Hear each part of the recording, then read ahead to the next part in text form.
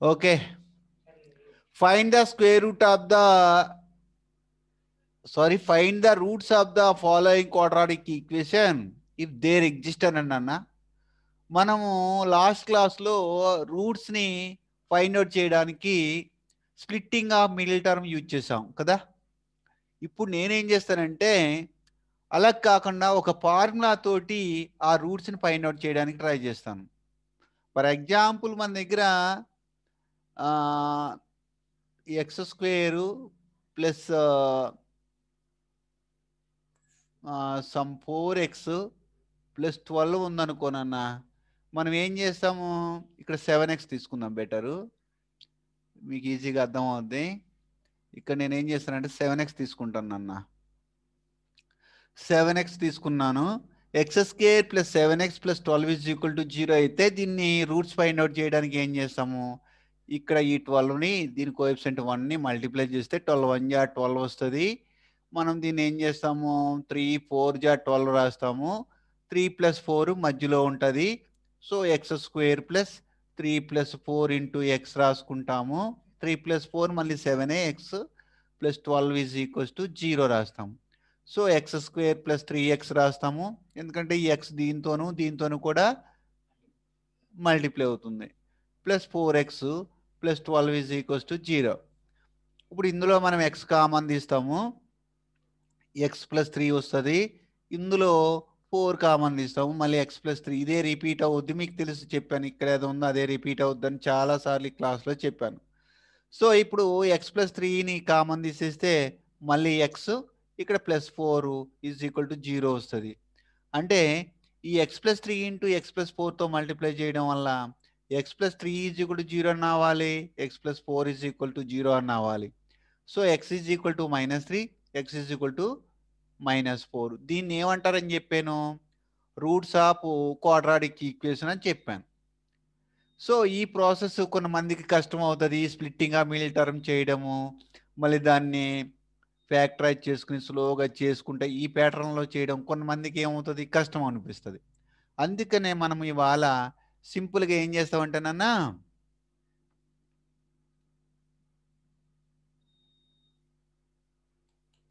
ఒక formula use చేసి మనం ఈజీగా దీన్ని సాల్వ్ చేయడానికి ట్రై చేద్దాం.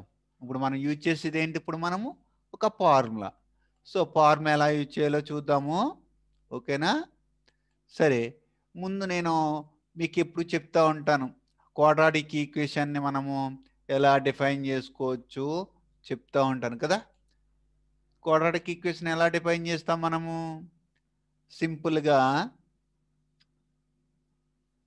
AX square plus b x plus c is equal to 0 అనేది general form of quadratic equations. అలాగే ఏ నాట్ ఈక్వల్ టు 0 అని చెప్తా ఉంటాను. ఏ నాట్ ఈక్వల్ టు 0 అవ్వాలి, ఏ 0 అవుతే నీకు క్వాడ్రాటిక్ ఈక్వేషన్ ఫామ్ కాదు. అంతేకాకుండా a comma b comma c belongs to R అని కూడా చెప్పాను. ఆర్ అంటే ఏంటి, రియల్ నెంబర్స్ అంతే, ఏ నెంబర్ అన్నా తీసుకుంటుంది. ఏ ఎప్పుడు 0 కాకుండా ఉన్నప్పుడల్లా ఇది ఒక క్వాడ్రాటిక్ ఈక్వేషన్ ఫామ్ చేస్తుంది. దీన్ని బేస్ చేసుకుని ఎక్స్కి వచ్చే ఈ 2 వాల్యూస్ని నేను ఫైండ్ అవుట్ చేయడానికి ట్రై చేస్తాను. ఇక్కడ నేను యూజ్ చేసేది ఒక ఫార్ములా నాన్న, ఈ ఫార్ములా ప్రూవ్ చేస్తాను. ఆ ఫార్ములా ద్వారా ఇక్కడ మామూలుగా అయితే నీకు చెప్పేస్తాను, ఇది ఇక్కడ ఎక్స్ ఈజ్ ఈక్వల్ టు -3 -4 అనేది ఈజీగా మనం ఫైండ్ అవుట్ చేయొచ్చు. దీంతో కంపేర్ చేసేసి ఈ ఎక్స్ వాల్యూస్ని -3 -4ని మనము ఫైండ్ అవుట్ చేయొచ్చు. దానికి ఒక ఫార్ములా కూడా ఉంది మనకి, x is equals to -b plus or minus √b² -4ac/2a అనే ఒక ఫార్ములాను మనం యూజ్ చేస్తే ఈ ఎక్స్ వాల్యూ ఎక్స్ వాల్యూస్ 2 ఉన్నాయి కదా, -3 -4 రెండింటిని మనము బయటకు తీసుకురావచ్చు. ఫర్ ఎగ్జాంపుల్ ఇదే తీసుకుందాం, నేను ఇప్పుడు ఫస్ట్ ఎగ్జాంపుల్ తీసుకున్నాను కదా, ఈ ఎగ్జాంపులే తీసుకుందాం. ఈ ఎగ్జాంపుల్ ఏముంది మనకి, X square plus 7x plus 12 is equal to 0. దీని రూట్స్ ఏంటి మనకు తెలుసు ఆల్రెడీ, మనము స్ప్లిట్టింగ్ ఆఫ్ మిడిల్ టర్మ్ ద్వారా ఫైండ్ అవుట్ చేస్తే ఎక్స్ ఈజ్ ఈక్వల్ టు -3 వచ్చింది, ఇంకొక ఎక్స్ ఈజ్ ఈక్వల్స్ టు -4 వచ్చింది. దాన్ని కూడా ఈ జస్ట్ ఫార్ములా యూజ్ చేసి ఫైండ్ అవుట్ చేసేయచ్చు అనమాట. ఇప్పుడు దీంతో కంపేర్ చేస్తే ఎక్స్ స్క్వేర్ కోఎఫిషియంట్ ఇక్కడ ఏమి లేకపోతే ఇప్పుడు ఏముంటుందని చెప్తా ఉంటాను 1. అంటే ఏ ఈజ్ ఈక్వల్ టు ఎంత ఇప్పుడు మనకి 1. బి ఈజ్ ఈక్వల్స్ టు ఎంత మనకి కంపేర్ చేస్తే 7. సి ఈజ్ ఈక్వల్స్ టు ఎంత మనకి 12. ఇవన్నీ ఇందులో సబ్స్టిట్యూట్ చేద్దాం. సో మై బి వాల్యూ 7 కనుక ఇక్కడ 7 పెట్టుకుంటాను. అంటే -7 అవుద్ది. ఫార్ములా ప్రకారం ఇక్కడ ఒక 7 ఉంది కదా, బి వాల్యూ 7 పెట్టేస్తే ఇక్కడ మైనస్ ఉంది కదా, ఫార్ములా ప్రకారం ఆ మైనస్ కూడా పెట్టుకోవాలి.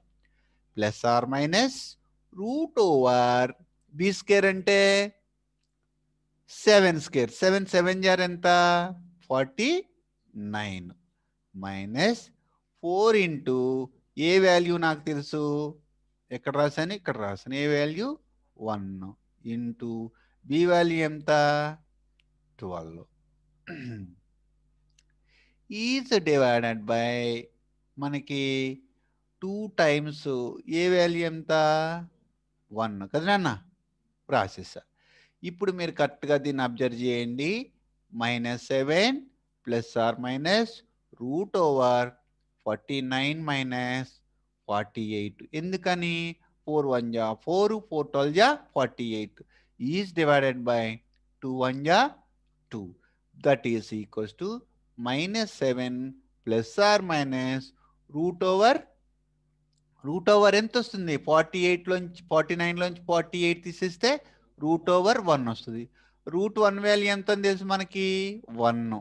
అంచేత దీంట్లో మనకి 1 వస్తుంది.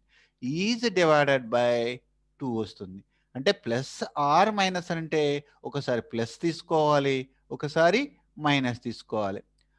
అప్పుడు దిస్ ఈజ్ ఈక్వల్స్ టు పెట్టుకుని -7 ప్లస్ 1 డివైడెడ్ బై 2 ఓఆర్ఆర్. ఇక్కడ కూడా నేను ఆర్ అని చెప్పేవాడిని తెలుసా, ఇది 0 అవ్వాలి లేకపోతే ఇది 0 అవ్వాలని చెప్పేవాడినా, అలాగనమాట. ఇక్కడ -7 -1 బై 2. ఇవన్నీ ఎక్స్ వాల్యూస్ నన్న, నాకు 2 ఎక్స్ వాల్యూస్ వచ్చినాయి. ఈ 2 ఎక్స్ వాల్యూస్ ఇప్పుడు ఎలా వస్తాయో చూద్దాం.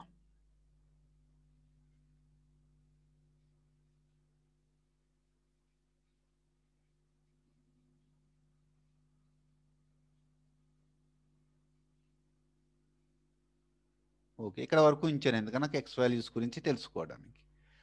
సరే, ఇప్పుడు ఇక్కడికి వచ్చేటప్పుడులోకి నన్న ఎక్స్ ఈజ్ ఈక్వల్స్ టు మనకి 2 వాల్యూస్ వచ్చినాయి. -7 ప్లస్ 1 అంటే -6 డివైడెడ్ బై 2 ఆర్ -7 -1 అంటే -8 by 2. So x is equals to -3 or -4. చూసారా, 2 వాల్యూస్ వచ్చేసినాయి. సింపుల్గా మనం అంత చేయలేకుండా ఫార్ములాలో పెడితే వచ్చేసినాయి లేదా. మరి నా యొక్క ఐడియాలజీ ఏంటంటే, సార్ ఈ ఫార్ములా యూజ్ చేశాడు, మరి ఆ ఫార్ములా ఎలా వచ్చిందో తెలుసుకోవాలి కదా. మరి సార్ ఈ ఫార్ములా యూజ్ చేశాడు, బాగానే ఉంది.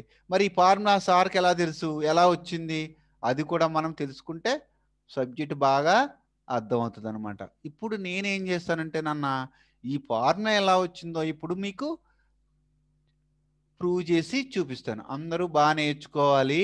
మళ్ళీ నాకు చేసి